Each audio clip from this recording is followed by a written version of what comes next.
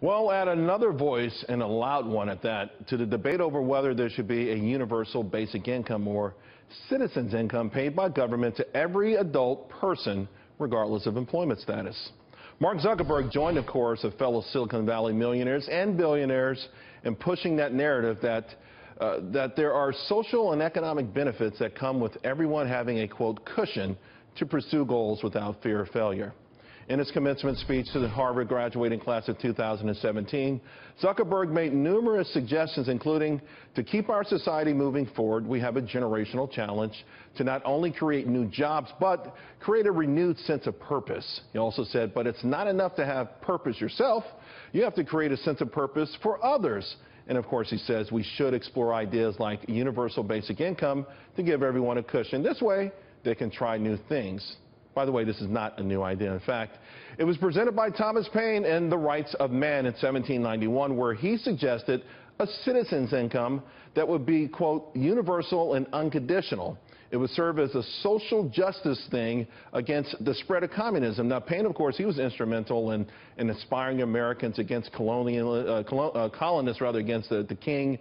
He wanted revolution. He also promoted things like free competition, small government, low taxes, property rights. Yet he was critical of Adam Smith and unfeathered capitalism. So fast forward to FDR. Franklin Delano Roosevelt, in his famous Four Freedom speech. The speech was highlighted by four things that citizens of the world, not just America, but the world, should be provided by government. There was a freedom of speech and expression, freedom of everyone to worship God in their own way, freedom from want, and freedom from fear. Now, it was the freedom from want, for me, that has always stood out because the key principle for progressive thinking is that it belies the notion that somehow hard times and tough paths actually make people stronger and ultimately makes them more successful. So it was no surprise that Zuckerberg also mentioned both, yes, the New Deal and the Great Society in his speech. This could all be easy, I could tell you, easier maybe to usher in the robotic age, because this is what I think they're setting us up for.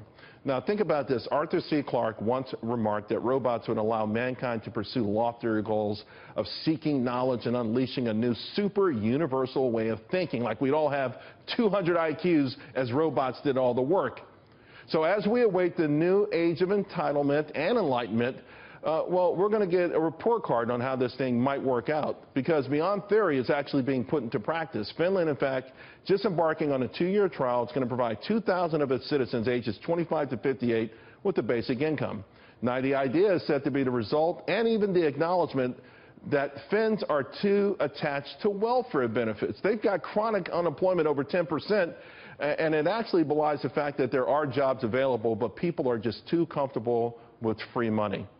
So here's the debate. Is this another progressive scheme to make lazy people feel better about themselves? I'm saying making sloth sexy. Or is it a smart way to unleash the potential of humanity that will benefit everyone? Tweet me your thoughts. CV Payne.